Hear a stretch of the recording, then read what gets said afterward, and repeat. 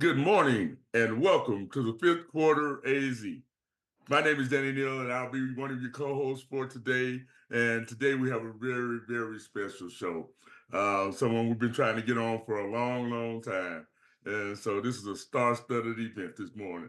But before I go any farther, I want to bring on my co-host, my partner in crime, the guy that's out of the States right now, out there visiting his daughter, his son-in-law, his grandson, and just enjoying life.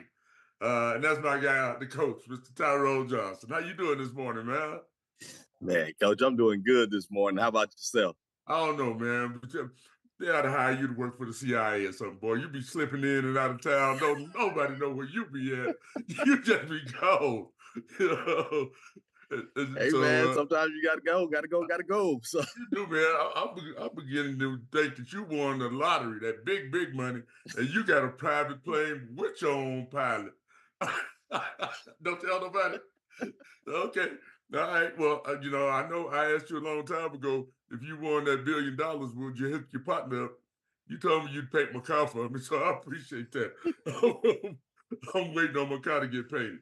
I got you, man. I got you. I appreciate that, man. So, what, you in South Carolina, North Carolina?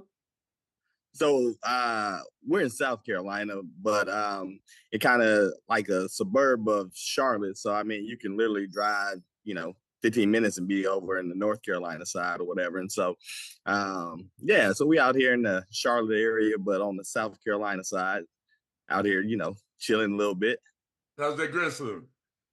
Oh man, he blessed. He doing good. He growing and getting big, and just such a lovely little baby. I mean, good baby. Don't really fuss much and none of that good stuff. You know what I mean? He'll let you know when he's hungry, though. He don't let you know when he's hungry. But Now he acting like his grandpa. I don't know. His mama had an appetite too. So looking at I his believe daddy, that. I think he get it earnestly. Well, that's all right, man. And that's definitely a blessing to be able to get out there and spend time, man. You've been grinding with the football, basketball, and all that, and so yeah, man, that's a special time to get out there and spend time with soul. So that's Yeah, good, absolutely. man. That's good. Absolutely, man. So what's been going on with you, man? I know you in the flag hoops started up. I ain't been able to be to the first couple practices, but I know you had practice last night and Tuesday. And so how is that going so far? Man, flag hoops is going good. On the boys' side, I know with Coach Reyes, still looking for some middle school kids on both sides, on the boys' side and the girls' side.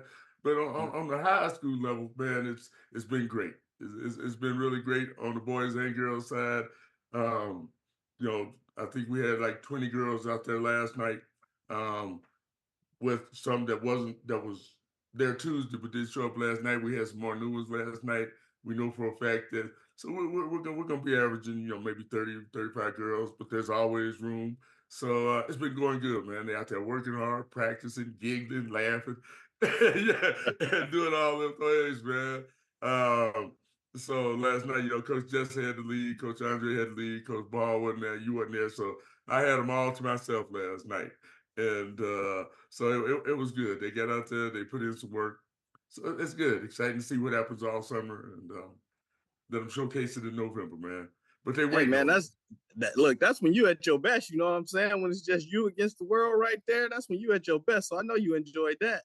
Hey, man, it wasn't much I had to do. They went out there and did it all themselves. So it was good, man. It was good.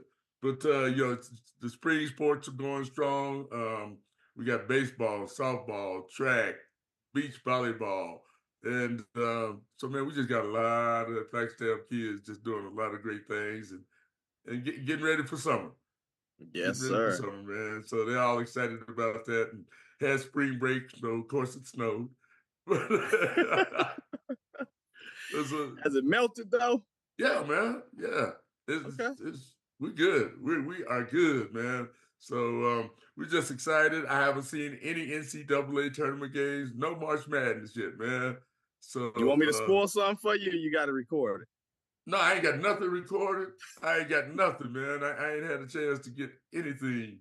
So yeah, man. So I'm gonna try to catch up on some sports around here and do that, man.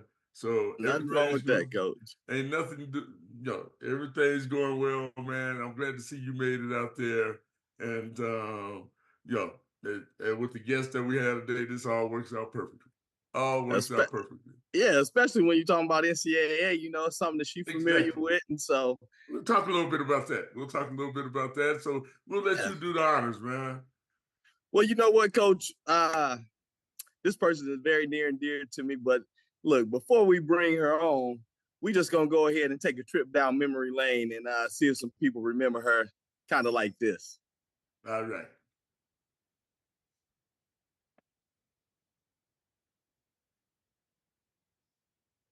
Yeah. Right. That's this talk. At WKU, little patent spin move right there.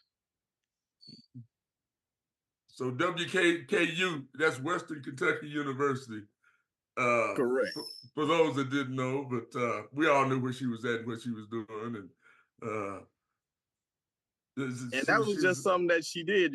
Just being able to score at all different levels, handle the ball, take stuff to the hole, and it was just obviously fun watching her play at 5'6" against these 6-footers and 6'2"ers and all that type of stuff. And so, wait, is Ileana 5'6"? She is. Well, good. She taller than I. With no further ado, we want to bring out somebody again that's very near and dear to me. I could be a little, I guess, biased in the sense, you know what I mean? One of the best players that came out of Flagstaff. She's currently a doctor, a wife, a mother, but she always be my daughter. That's none other than Dr. Ileana Scott, aka Illy J. Good morning. Good morning. Good morning, Illy. How you doing, girl? We've been trying to get you on for a long time. I know it's been a long time coming. I know last time we had to cancel, but I'm happy I'm finally on here and able to hang out with both of y'all. Hey, well, we just happy to have you. And I swear, it looks like I'm talking to Julie right now. You look just like. We get that a lot. Hey, even more. The older you get, the more you look like. I think you're getting a little older. She's getting a little younger. and it's meeting right there now. I agree with that. So, Coach Johnson, you are blessed, man. Let me tell you. I am. And just to think, at one point in her childhood, they used to say she looked just like me. Oh, Lord. Oh, Lord. Hey, old man Dave Brown told me and you, we both married up. We lucky. Yeah, he did. We lucky. But that's great. Illy, getting you on the show. I tell people about all the accolades Coach Johnson has with all his Coach of the Year awards, his Final Fours, his state championships. But I think the thing he's more proud of, not just you, but coming from the Lady Eagle program, the doctors, the lawyers, the first responders, the teachers. And you are definitely a shining star of what the Lady Eagle program is about. If they say the Lady Eagle program, your picture would be in the dictionary because you are exactly who we want a Lady Eagle to be. But my first question to you, and it's something that I talked to my granddaughter about and talk to other coaches' kids about. You coming in as a freshman, that group of ladies that you came in were highly thought of. Your reputation preceded you coming into high school, right? And coach had only been coaching flag had 1 year. Mm-hmm. So other than his playing prowess, a lot of people didn't know about his daughter and stuff, but everybody else knew about it. And coming in as a coach's daughter and starting and doing everything you did, a lot of people, he got his daughter out there playing. But I tell people all the time, you made sure that couldn't be said. You were the first to sprints. You were the first to practice. You worked harder than everybody. Was that something that you made up your mind, I'm going to make it easy on my dad? They going to know I deserve to be out there? Or is that just the way you went about business? Or you go about business? I think it was just the way I went about it. And then, he had been coaching me since, I don't know what, second grade. Mm-hmm. So we had already kind of established that coach player relationship on the court versus the dad daughter relationship. So by the time I got to that level, I was just used to going out there and playing. And I guess too, like you said, I never wanted to be put in a position to where people were just saying like, oh, she's on the court because that's her dad. And I never wanted to put him in that position. I just really wanted my game to speak for itself and show people I deserve to be out here because of my skill set, not because the coach is my dad. So And for a lot of years, for a few years, folks didn't even know that he was your dad. right. I think they found out junior year. What is that? When it was junior year, when people really realized? End of my sophomore year or beginning of junior year, I don't remember. But yeah, people didn't know for a while. Right. That's because you don't look like you. Oh yes, thank God. But anyway, Coach. No, I know coming in, that was very important in terms of just making sure that A, you were prepared for the high school moment, and then B, just making sure that you earned your whole keep. And my philosophy was, again, coach player, not necessarily dad daughter. So I didn't feel I was hard on you. I felt like kept you at the same level as everybody. I wasn't harder, I wasn't easier. Mhm. But what is your opinion? Do you think you were held at the same level, or do you think, you know, it was a little bit tougher for you from the coach, or just what did you think? No, I felt like you treated me just like everybody else. I mean, there was one time early in our playing career where you kind of went into dad mode and walked out there and snatched me up by my collar, dragged me off the court.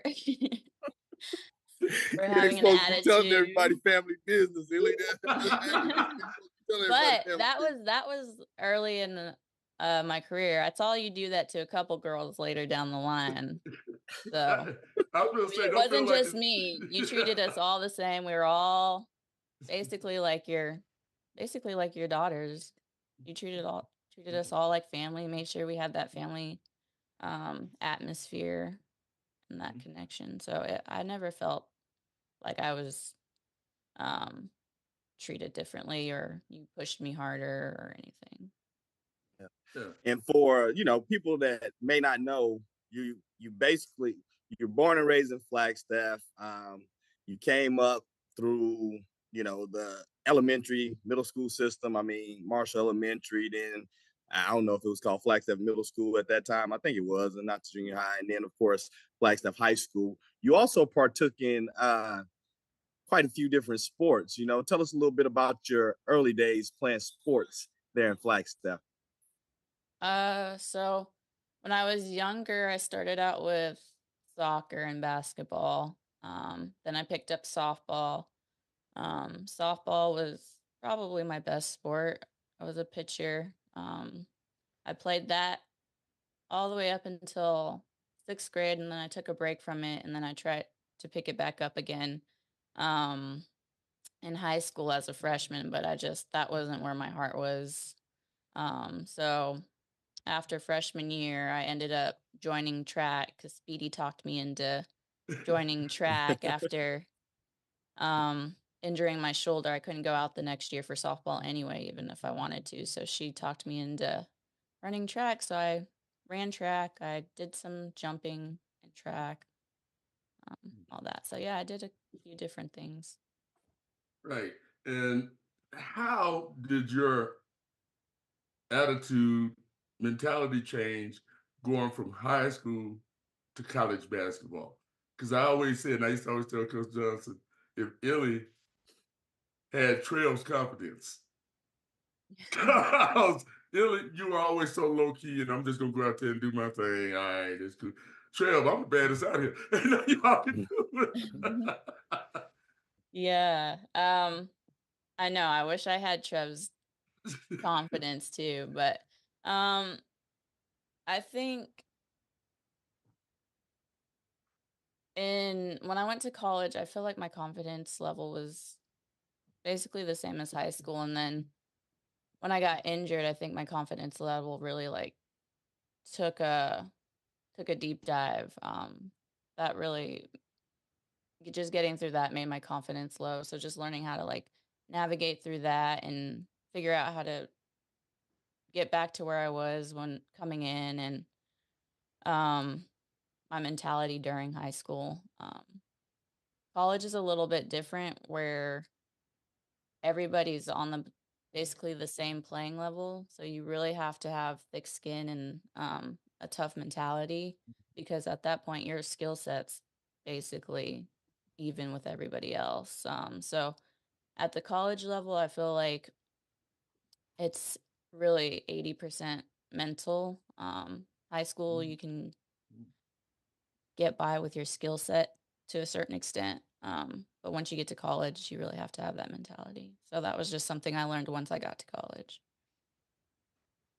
Yep. And with that, you talk about the challenges. I mean, you were one of the fortunate ones to you were able to come out of Flag High and sign and get a 4-year scholarship to Western Kentucky University. That doesn't happen for a lot of people. And so once you did and you were in that transition and you were going through the ups and downs, what were some of the things you did that kind of help pick you up, or what were the resources you looked to in order for you to be able to push through? I mean, getting in the gym, um, staying in my Bible, um, just talking to my coaches. I had really good assistant coaches, and Coach Hurd would talk to me and try and help me through it. And then I even went to a psychologist for a little bit, just to kind of try and break through that. But just just talking through it, really praying, staying in my faith. Yeah. Is a sports psychologist something that you would recommend to today's athlete? And I think it's becoming more of a commonplace for college athletes for that to be an option. But say even like high school athletes, would you recommend, just starting the, I guess, a practice of being able to talk to like a sports psychologist? I think a sports psychologist should be like mandatory, especially in college for every team. And even in high school, if you have the option of a sports psychologist, just because I feel like nowadays there's so much pressure around just performing and playing, that it leads to a lot of mental health issues like anxiety, um, depression. I know a lot of that occurs during the collegiate level. So to have that outlet and to have resources available to you to help you deal with some of that anxiety and just the parameters that come with collegiate sports, I think would be really beneficial. And speaking on that, when you're in high school, you always have your family to go home to. Yes, that's when, when you're there, yes, you can call, you can Zoom. We have all this new technology, but it's not like them being there. And a lot yeah, of times, you don't want your families to see you when you're at that low point. right, You don't right. want them to worry about you. Hmm. So, we asked a lot of girls who went to play college ball, what was the main difference? And they say, oh, the speed, the strength. But nobody's talked about the mental aspect of it. Right, yeah. So, and I think that's even more important than the other Mhm. stuff. Uh-huh. So it's good that you brought that up. And how did you handle your family with Coach them being here? You're going through this there. How was that with them, dealing with them? Um, in the beginning, I know it was I remember this, I think it was my freshman year. I Mm. think me and my dad, I don't know, he said something to me, and I remember I got so like just frustrated, That and happens to me I all the just felt, time. yeah, I guess he was just telling me the truth and speaking it like it was, but I just feel like I guess he didn't understand. So there was like, I don't know how long we didn't talk to each other. Probably a week or two or so. I was going to say it wasn't no more than 2 weeks. Y'all ain't went that long Yeah. without talking to each other. So Yeah. But after that, I mean, I felt like I could call and I could talk to them and just talk to them about how I was feeling. But yeah, it really, I mean, it does suck 'cause they're not there, but that's the importance of finding like a team that you clash with and that you can call a family. I know with my team, some of my best friends, like if they weren't there, I don't know if I would have gotten through all 4 years.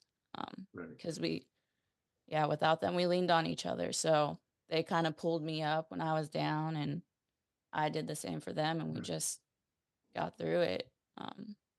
That's teammates. That Mhm. is. So That's they it. kind of picked up that family Right. role while I was away. Right. Yeah. So And coach, real quick, let me explain. Let me just explain. Yeah, 'cause I don't remember the So they were playing our freshman year, you know what I mean? They were playing against Troy. And this is when she was in the Sun Belt Conference, because she played in the Sun Belt and then they went to Conference USA, and they was playing against Troy, and Troy was terrible. And they was, I don't know what they was doing, but they wasn't getting down like I thought they should be getting down. And she wasn't performing the way I thought she should be performing. So I didn't say anything. I sent a text to her before the game was even over. Yeah, that's And what I then when watched. she came out, that was one of the first things she seen was my text banging. And oh yeah, like that. She did like that? I was hot. Yeah, Yeah, she didn't like that. I was mad. Well, hey, and one thing anybody knows about your dad, he gonna bring it to you straight. He ain't Yeah, gonna he pull. sure will. He ain't pulling no punches. And if he was heated, he was letting you know he was heated. Mm-hmm. So how? But was that Illy? I said, "Yep, he'll let you know." So how was that? I mean, we talk a lot about on the court he's coach, off the court he's dad. There's had to be times just sitting at home, riding home in the car, where you had to switch from coach to dad, back to dad to coach, just through conversations. Mm-hmm. How was that? For me, it was, a lot of times I try and be conscious of when we're talking, because sometimes when they were young, especially after games, family would want to go, we'd go out and we'd go to breakfast or whatever. And, doing that post-game analysis and stuff like that, you can just see it on their faces. They get tired of talking about the game with the family, this, that, or the other. And so, I really try to be conscious of if we talked about something, hey, you want this from, just your dad's perspective, or you want it from like a coach perspective? And we tried to have that up front. And then after that, we just get into it and just talk about whatever it was from my perspective. Yeah, that's basically how it was. I think he would let me bring it up if I wanted to talk about the game. He would never really initiate it. So if I brought it up, he'd ask me what he said. Do you want it from dad's perspective or coach's perspective? And that's how the conversations would go. Yeah, and I've only saw one time when I thought that dad and coach kind of intertwined, and it even made the Daily Sun newspaper. There was a Coconino game, and I think we were playing for the region championship for number 4 seed in state, and he didn't start you and Michelle. Do you remember that game? I don't. Why didn't we start? Because he told me, at the house sheet. I said, man, what did you talk about at the house for? We on the bench arguing. We trying to win a state championship, and you got Illy and Michelle out because something happened at the house. I really don't remember that. No. What we do? Yeah, I didn't look. It was actually, when I really look back, it was probably one of those times where you were having, because when you were coming up, mental health wasn't really a thing that a lot of people talked about. Obviously, when I came up, that wasn't even a term. And I think you were I think you were going through some stuff because your confidence was waning a little bit.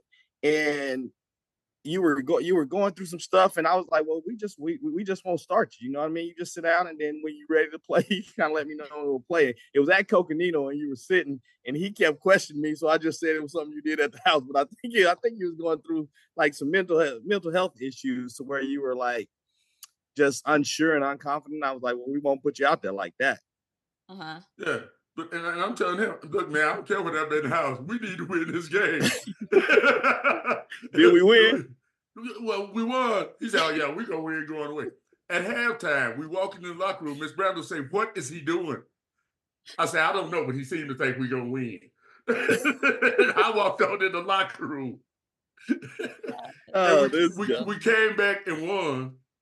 But after the game, the newspaper guy asked him, you were down and you were over on the bench laughing.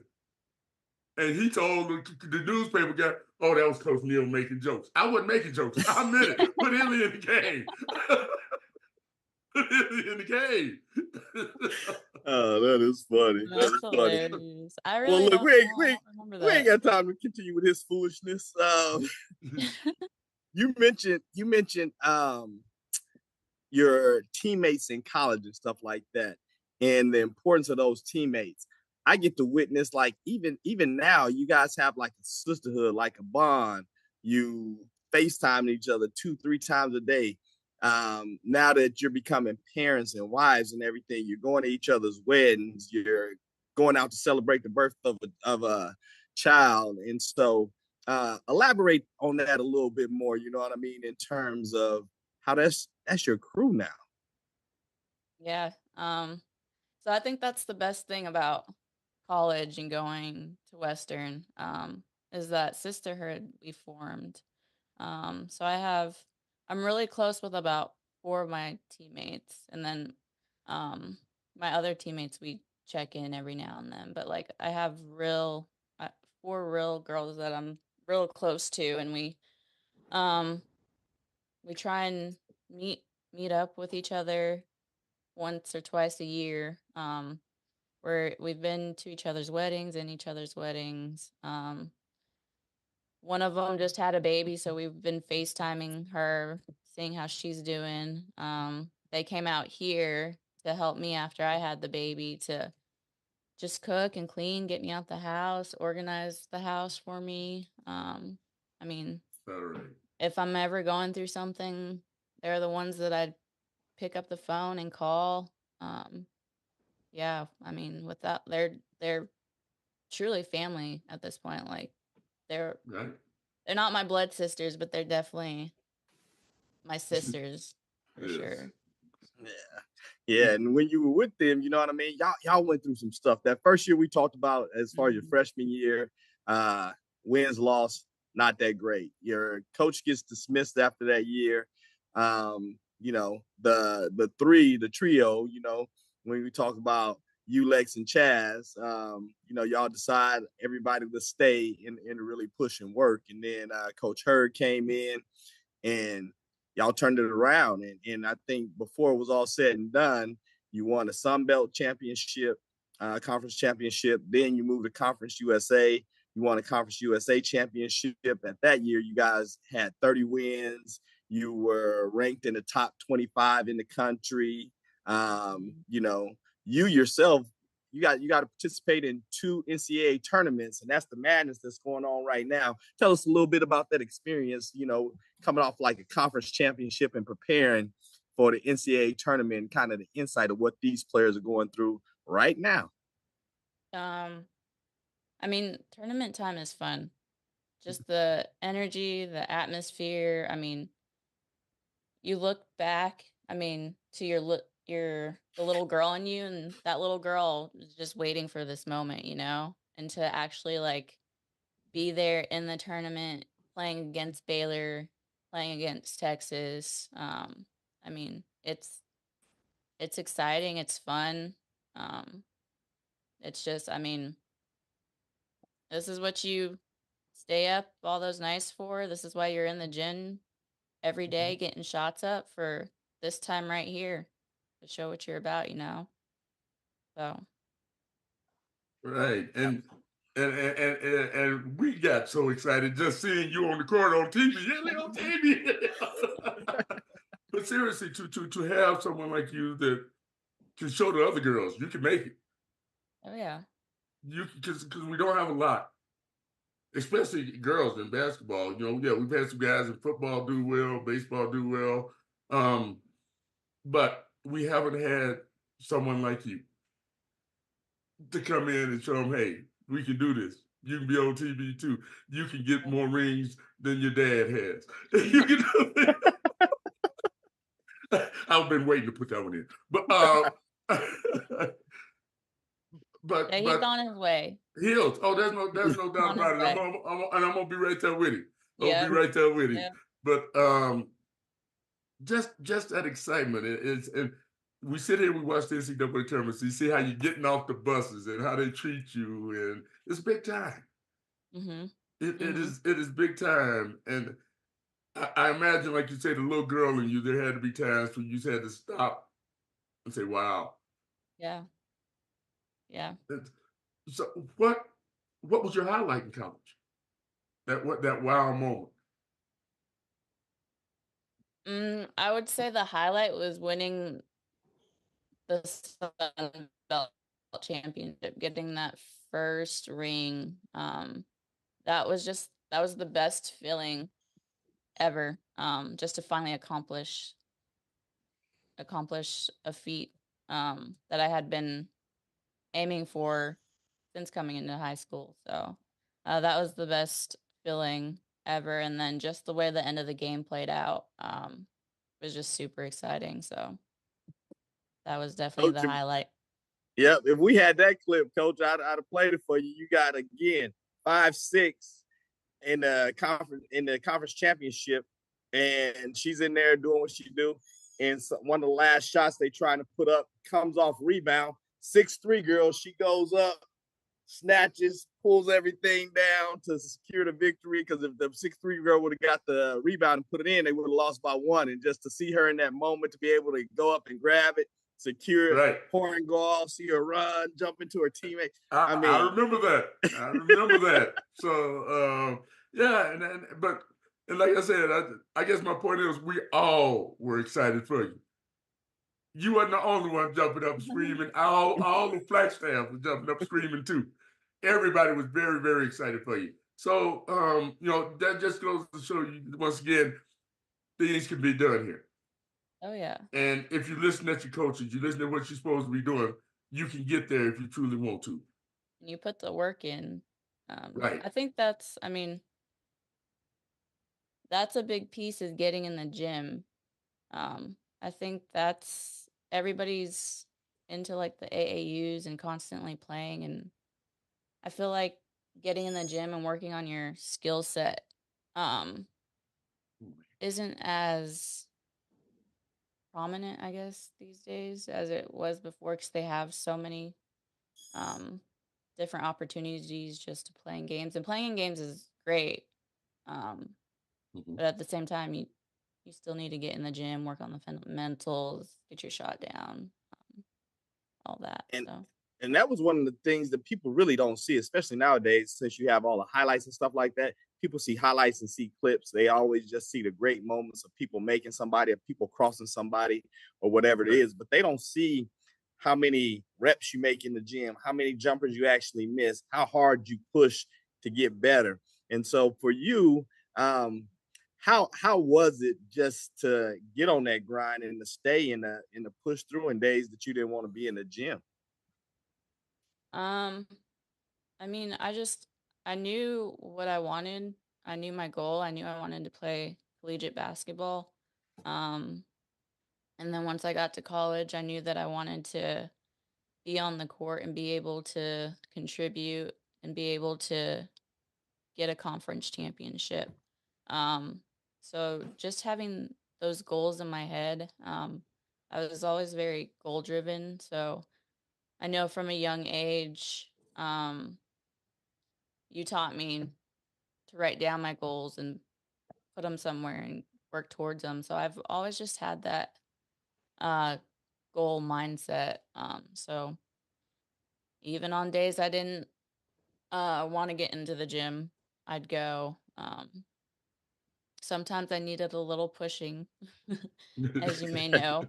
I'd go, but then I'd get in my little, if I wasn't making shots, I need a little bit of encouragement, but I'd still go and push through it. And because I had a goal, I wanted to get to a D1 school.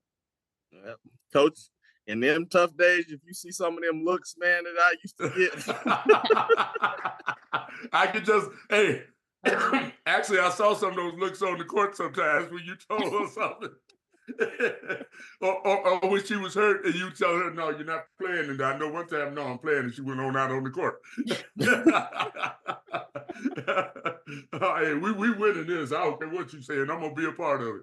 And I think that's when you'd hurt your shoulder one time. And I think you kind of, and he's like, no, you getting out. You getting out. No, I'm not coming out. But that's the heart. And that's my next question. What do you see different in the young ladies nowadays compared to when you played high school ball? Probably, yeah, just the heart. I feel like this may be wrong to say, but I just feel like there's more entitlement these days. I feel like girls come onto a team expecting to start, expecting to play versus getting out there and earning it. So going to practice, going 100%, leading, stepping up. I feel like, yeah, that's not always as consistent. And I just feel like there's a little bit more entitlement from players. Yeah. No, absolutely. And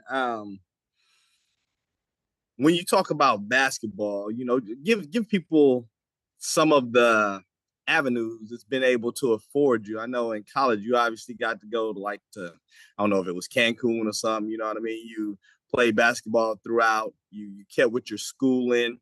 Now you're a doctor of physical therapy. Just kind of talk about how basketball has propelled you to this point in your life. Yeah, so basketball has just given me lots of different opportunities. So even just like traveling outside of Flagstaff, being able to go to like California, being able to travel across country to go to Pat Summit's basketball camp in Tennessee, to be able to go down to Puerto Rico and play down there. It's allowed me to travel and kind of see different parts of the country and different parts of the world. It's gotten me out of my comfort zone. So, moving across country to Kentucky from Flagstaff, I mean, you have to grow up. You got to figure out how to be independent, how to mature, because you don't have your family right there. You have your coaches and your teammates, but they're not going to do your laundry for you. They're not going to cook for you. So, I mean, you have to mature and grow up in that instance. It allowed me to have an education. I mean, I got my undergrad paid for and graduated with my bachelor's, and then was able to go on and get my doctorate. But yeah, it allowed me to get a higher level of education. So yeah, and then just like the strength and the perseverance and some of the traits that basketball teaches you, like routine, organization, that carries into being a physical therapist, being a mother, all that. So, yeah. So one question I had, I guess I always wanted to ask you is, I know the offers and everything you had coming out of high school. Why did you go so far away? What was in your thinking in going so far away when I know there was other things closer to home? So one, I wanted to get outside of Flagstaff and just experience something different. And two, on these visits, I just saw what they had, and I went based on like my gut feeling. Like once I got to Western, I just almost knew like, hey, this is where I should be. But yeah, just checking out the different campuses, their programs. I mean, Western Kentucky has always had a solid program. I mean, they have a winning history. They're one of the top women's teams for most Final Four appearances. So that's just the basketball atmosphere I wanted to be in, be surrounded by. And you got to play in front of, high school basketball, women's basketball. Hadn't had the following that it's becoming that it's getting now. But on average, you got to play in front of probably 4,000 people on average. About that, I mean, Kentucky is a basketball state, so they love their basketball. In Bowling Green, I feel like we had some of the best fans there for women's basketball. You wouldn't, I mean, traveling to these other gyms and to these other games, they wouldn't have nearly as many fans as we would get in Diddle. So, from that aspect, we were really blessed to have that fan base that we have had. So, and I think it's really cool now. Just seeing like Caitlin Clark selling out arenas, packing football arenas, like Yeah. that's amazing. Like if you would have asked me in college if that would happen, I don't know if I would have said yeah. Yes, but that's just the talent coming up and just the recognition the girls are getting. It's just amazing to see. Playing through your college career, who was the best player you played against? The best player I played against. I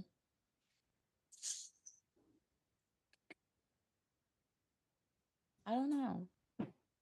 I don't remember. I know you played against some that are in WNBA now. Oh yeah, we definitely did. Yeah, I don't know.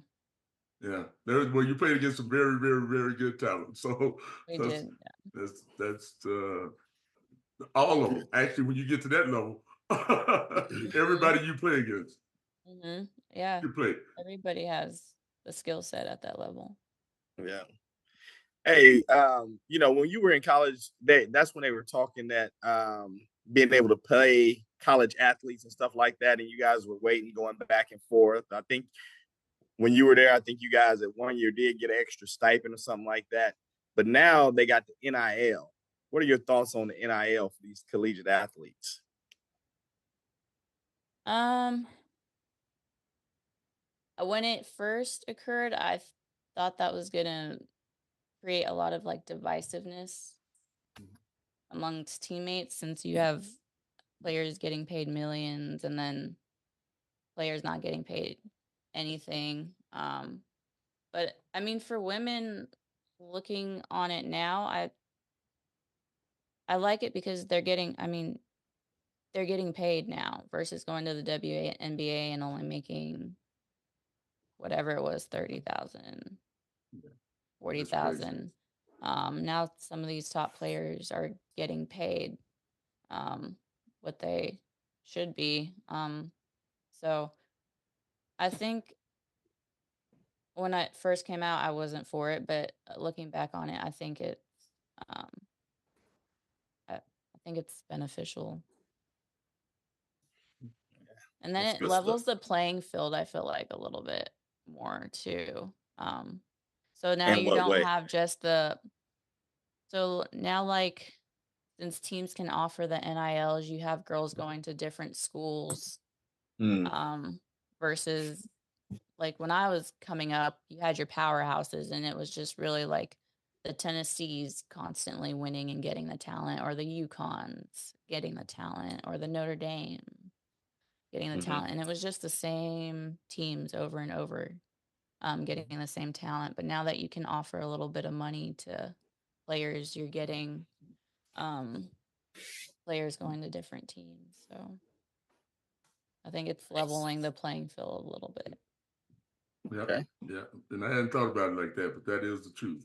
So before we get to our golden nugget question of the day, do you have any desire to follow in your dad's footsteps and maybe coach sometime? So that was quick. Absolutely not. No. And I've always told, even in high school, I always said I would never coach. And then definitely after college, absolutely not. Wait, now you coached the youth basketball team. I did. And The what's little that? kids are fun. The little kids are fun.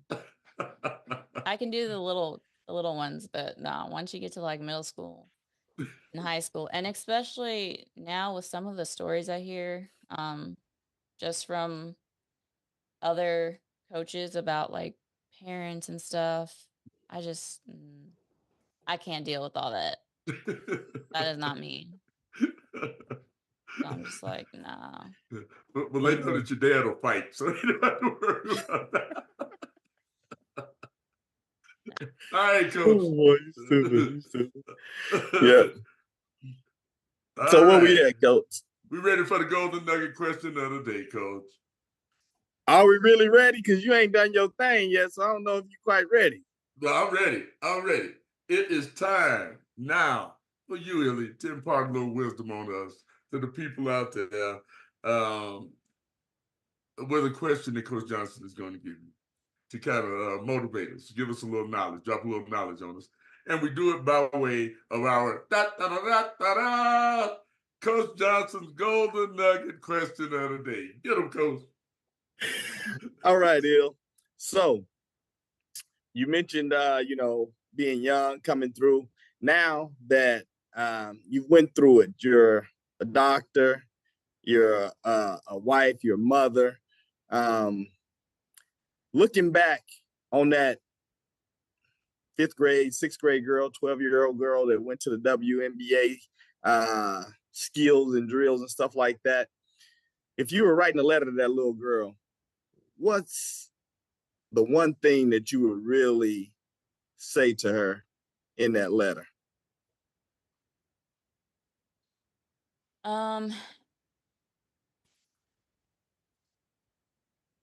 Probably it's gonna be challenging. It's gonna be, won't always be easy, but you'll have the strength to do it. Just lean on your faith. Don't be afraid to lean on other people. And then just always remember to keep pushing through and working hard. And you'll achieve everything that you set out to accomplish. That's it right there. That's right. That's it. Right. So that's a good one, and you're living proof of that. Yeah, we got Dr. Johnson here, who we're all proud to say that. And I will tell you that we were in Henderson, and I got sick down there, and Coach went to the store, and he came and he brought me all this medicine back and all this, and I'm laying there sick, and he comes in, hey, doctor in the house. I'm like, where is he? Where is he? And you ain't the doctor in this family. I appreciate you.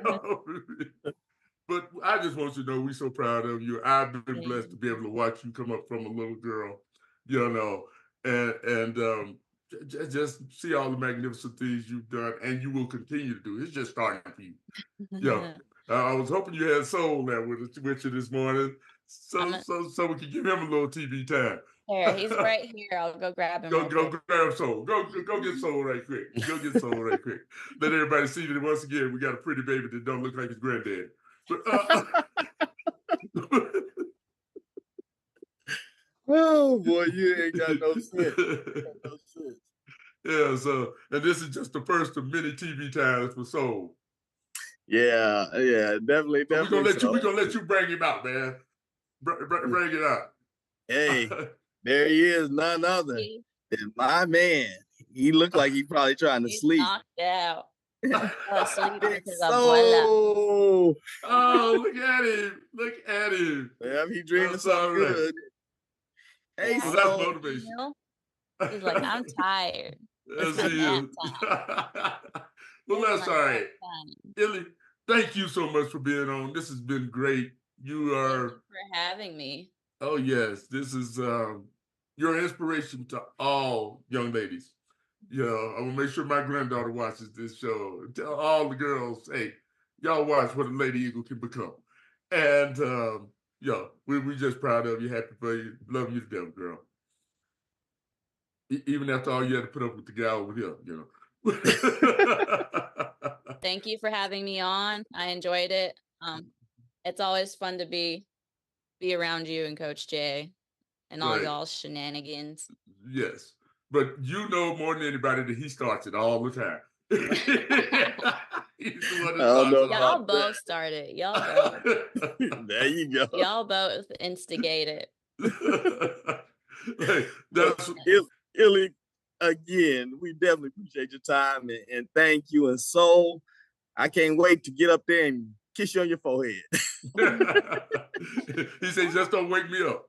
So, Right. hey, Yeah. well, thank you, Ellie. We gonna this is a great way to end the show, and we just happy and look forward to seeing y'all in person. Sounds So, good. Thanks again. all All right, right. we'll see Love you you, later. girl. Tell Dale I Appreciate said you. hello, and we'll see you guys. See you later. All Bye, right. soul. Bye, soul. All right, Coach. Well, you go on and enjoy your time down there, man. You only got 2 more days or whatever the case is. So you Yeah. enjoy the family, man. And just know that you and Illy had you and Julie had a big part in what Illy and Trail are doing. So Yeah, no, absolutely, man. Definitely appreciate it. I mean, her mom is probably the rock, you know what I mean? And she can, talk to her mom about anything. And Right. she'll hit her up FaceTime and everything. And so, just seeing that dynamic and seeing what Right. Illy turned out to be as far as an adult and, again, a wife, a mother, Dr. Scott now, and you know what I mean? That's right. Just inspirational and just for me, just a proud moment. You know what I'm saying? I can get to sit up here just cheesing. I know you can, man. Hey, and I have no blood relative, but I'm relative, and I can chill and grin too, and just be just as proud as you are, man, because that's special. That's special. Absolutely, man. Absolutely. And, of course, shout out to her brother who doing his thing. And man, Coach, we just appreciate it. His family is nothing but love. And so, right, man. That's right. That's right. So, hey, man, we going to enjoy your family, man. I will, man. I don't know what you got to do today, Coach, but you have a good one. You know what I mean? Work them girls out hard on Sunday. And everybody else, if you like what we're doing, thumbs up, subscribe. And then if you have anybody that should be on, scan the QR code on the screen and give us some suggestions because, man, we enjoy doing this and hopefully you're enjoying watching. But hey, other than that, I don't know what y'all got to do today, but I do know one thing. You ain't got to go home. But you got to leave here. Peace.